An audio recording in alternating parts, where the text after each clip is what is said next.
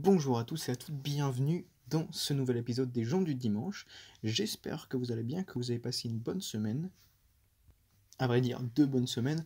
Nous nous excusons encore une fois pour l'absence de vidéo de la semaine dernière. Je dois bien avouer qu'on a fêté mon anniversaire, sans vous mentir bien sûr, mais nous revoilà. Je vais donc commencer avec une news personnelle, puisque je suis enfin retourné au cinéma depuis la réouverture. Ça faisait à peu près 7 mois que je ne suis pas allé.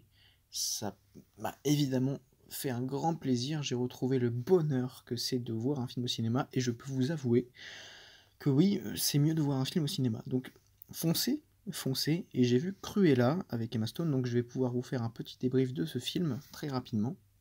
Comme je le disais à plusieurs personnes, le cinéma a encore prouvé que si des personnages sont bien écrits, qu'il y a une bonne histoire et qu'il y a évidemment des bons acteurs, on peut faire passer une psychopathe bipolaire pour quelqu'un de sympathique. On avait pu voir avant, quand la bande-annonce est sortie, une sorte de comparatif avec ce personnage de Cruella et le Joker. C'est pas la même chose. C'est pas du tout la même chose. Les personnages ne sont pas.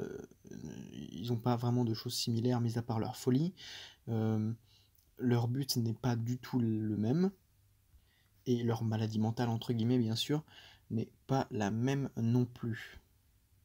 J'avais pu également entendre que c'était comme une sorte de film de gangster, de mafia, où le monde de la mode était vu comme une mafia. C'est faux. Aussi, c'est totalement faux. On a vraiment un clash, entre guillemets, entre deux personnages. Le monde de la mode, c'est ce monde-là dans lequel les deux personnages s'affrontent, mais ce n'est pas une mafia de la mode, entre guillemets, bien sûr. Je dis beaucoup entre guillemets, je dois bien l'avouer. Cependant, c'est un plutôt bon film. J'ai passé un très bon moment à l'intérieur. Les personnages sont plutôt attachants. Comme je le disais, j'ai bien aimé le personnage de Cruella, et puis je dois bien avouer que Emma Stone est formidable dans son personnage. Donc si vous avez l'occasion d'aller le voir au cinéma, foncez. Vous ne perdrez pas votre argent pour rien, je vous l'assure. N'attendez pas qu'il sorte sur Disney+ pour le regarder. Allez le voir au cinéma, ça vaut vraiment le coup. En parlant de Disney+, on va pouvoir maintenant parler des plateformes de streaming et de la chronologie des médias. Pour rappeler la chronologie des médias, avant qu'un film sorte sur une plateforme, il faut un certain temps. C'est-à-dire qu'il sort au cinéma, quelques mois plus tard, il va sortir en DVD. Après, il va pouvoir être utilisé il va pouvoir être projeté à la télévision, et ensuite, 3 ans plus tard, il va enfin pouvoir arriver sur les plateformes de streaming légales telles que Netflix, Disney+, maintenant HBO Max ou encore OCS. Mais ceci a changé, et pour donc faire un rappel, je pense que vous avez pu remarquer que Canal+ possède des films qui sont sortis récemment, alors que d'autres plateformes comme Netflix, non. Ça s'explique parce que Canal+ donne un certain pourcentage de ses revenus au cinéma français, parce que la chronologie des médias n'existe qu'en France. Canal+ donne un certain revenu au cinéma français, ce qui lui permet d'avoir des films en avance. Et aujourd'hui, les plateformes de streaming vont pouvoir donner un certain pourcentage de leurs revenus au cinéma français pour posséder des films plus rapidement. C'est-à-dire que s'ils donnent environ 20% de leurs bénéfices au cinéma français, ils vont pouvoir avoir des films en un peu plus d'un an. S'ils donnent 25% de leurs revenus, ils vont pouvoir posséder des films en un peu moins d'un an. C'est-à-dire qu'au lieu d'attendre 3 ans pour avoir des films sur les plateformes de streaming, je prends l'exemple de Star Wars 9 par exemple, qui est sorti en 2019, logiquement on devrait attendre 2022 pour l'avoir sur Disney+, mais étant donné que Disney+ va pouvoir donner un certain pourcentage au cinéma français, le Star Wars 9 pourrait sortir en juillet ou août, puisque c'est à partir de juillet que ce deal va se mettre en place. La même chose pour Avengers Endgame, qui est sorti en 2018, si je me trompe pas, ou 2017, j'ai oublié, qui pourra donc sortir dans très peu de temps. Ensuite, en continuant de parler film, après 7 ans sans jouer dans un film, excepté Baby Boss en tant que la voix du narrateur, Tobey Maguire va enfin rejouer dans un film, et dans un film d'un réalisateur que j'apprécie beaucoup, qui avait déjà fait avant Whiplash, La La Land ou encore First Man, Damien Chazelle dans son prochain Babylone. Il va donc donner la réplique à Brad Pitt, Olivia Wilde et Margot Robbie. Petite anecdote, à la base, Emma Stone devait jouer dans ce film, mais j'ai pas vraiment suivi l'histoire, mais à mon avis, c'était la cause était sa grossesse, puisque maintenant elle est maman. Elle a été remplacée par Margot Robbie.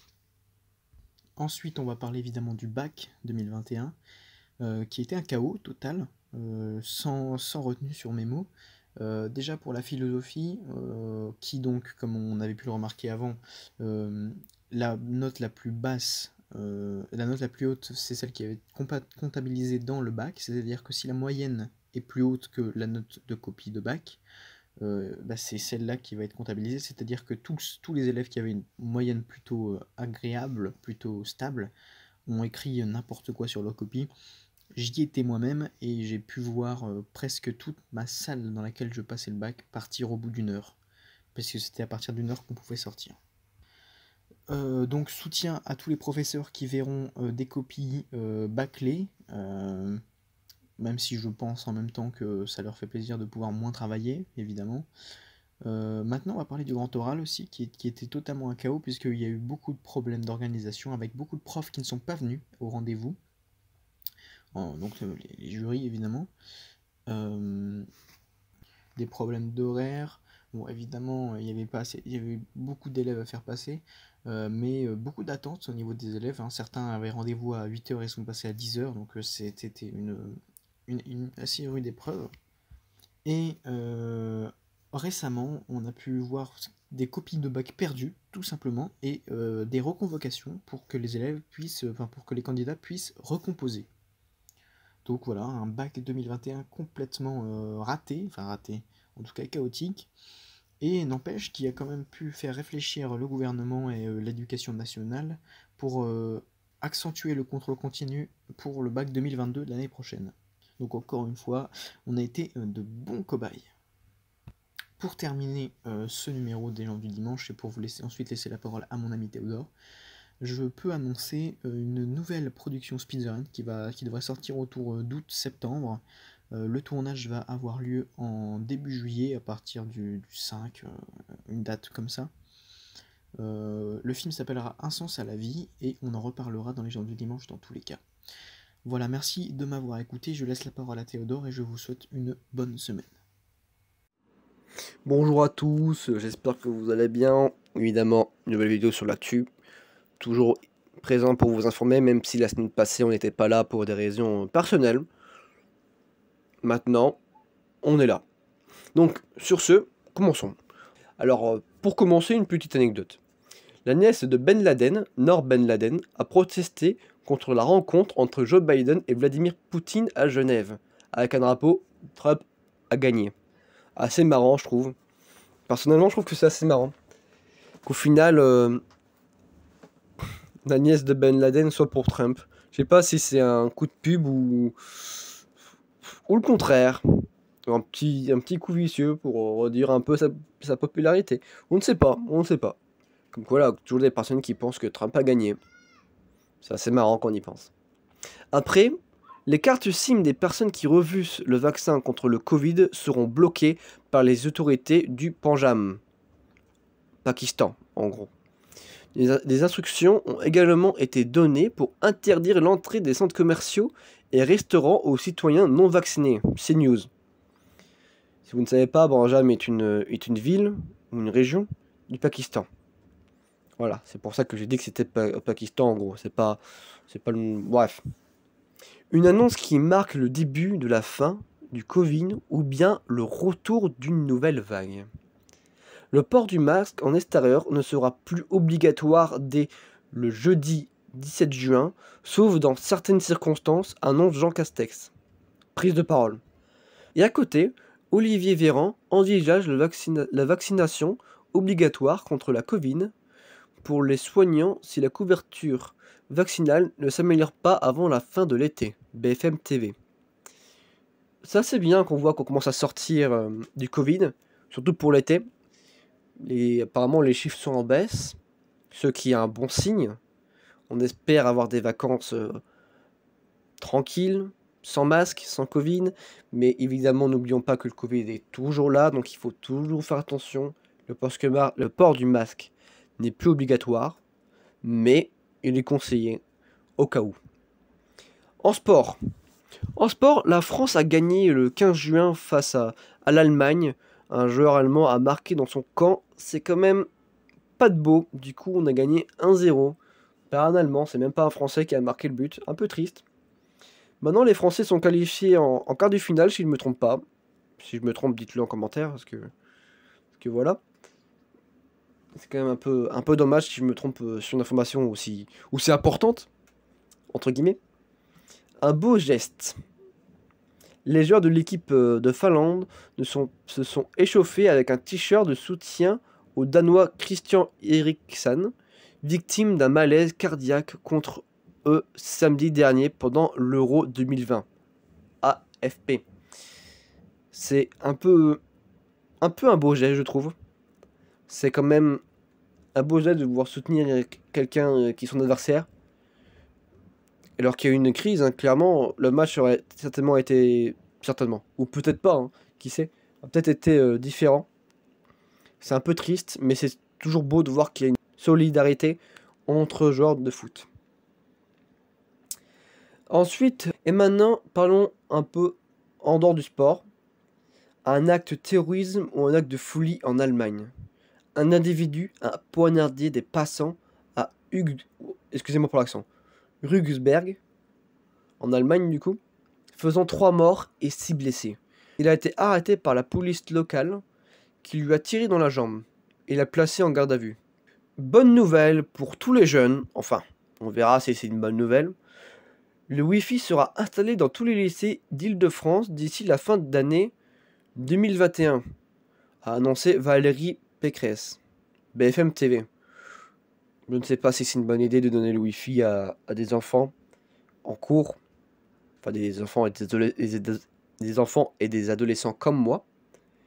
Imaginez un peu, ça pourrait déconcentrer énormément d'élèves et faire un grand retard scolaire. Il y a eu une honte. Le passage piéton d'arc-en-ciel de la ville de Villeneuve-sur-Seine a été tagué de propos homophobes. Il avait été inauguré le 17 mai. Il a été inauguré le 17 mai à l'occasion de la Journée internationale de la lutte contre l'homophobie. Et il a été totalement saccagé avec des propos homophobes. La municipalité a porté plainte. Le Parisien. Dans un effondrement. Une personne est morte et des dizaines d'autres sont portées disparues après l'effondrement d'un immeuble à Miami Beach. La résidence hébergeait 51 personnes. WSVN, source. Alors bien évidemment, je ne dis pas les noms complets de toutes les sources. Hein. Quelquefois je dis simplement l'abréviation pour faire simple. Petite anecdote de vaccination. Sur les 2,5 milliards de doses de vaccins contre le Covid injectées dans le monde, plus de 1 milliard ont été injectés en Chine, AFP. Assez intéressant quand on y pense. Maintenant, parlons un peu d'une news, une info web culture. George Martin, auteur de Game of Thrones, a élaboré tout le background d'Elden Ring, le prochain jeu de From Software, de Dark Souls. Il annonce que cela fait des années que le jeu est en développement et qu'il est aussi impatient que tout le monde de pouvoir y jouer. Jeuxvideo.com. En gros, l'auteur de Game of Thrones, pour faire simple, hein, l'auteur de Game of Thrones a écrit une partie du nouveau jeu Dark Souls qui va sortir, d'Eden Ring. Enfin, Elden Ring, pardon. Et franchement, avoir un auteur comme ça qui travaille sur un jeu vidéo, je pense vraiment que ça sera magnifique. Les jeux Dark Souls sont très intéressants, très dark, mais là, je pense vraiment que ça sera très bien. Sur ce, n'oubliez pas de vous informer, c'est très important. On ne peut pas dire toute l'information, et il y a beaucoup de choses intéressantes qui se passent. Ayez un regard critique. Petite anecdote, je vais le raconter parce que j'ai envie de vous raconter une petite anecdote. J'ai vu une information de France Info qui était extrêmement violente. Je ne sais pas si elle est vraie ni elle est fausse. J'ai un regard critique. Du coup, je ne veux pas vous la dire. Mais quand même, faites attention. C'est simplement pour vous dire que les informations louches, les fake news, comme disaient les gens, peuvent apparaître sur tous les médias. Faut faire attention, avoir plusieurs sources. On me dira, Théodore, on n'est pas au collège, on sait nous informer, mais parfois, il vaut mieux avoir un regard critique et avoir 2 sources pour être mieux informé. Sur ce, je vais vous dire au revoir, bonne journée à vous, bon week-end, et à la semaine prochaine, plus d'informations. Au revoir.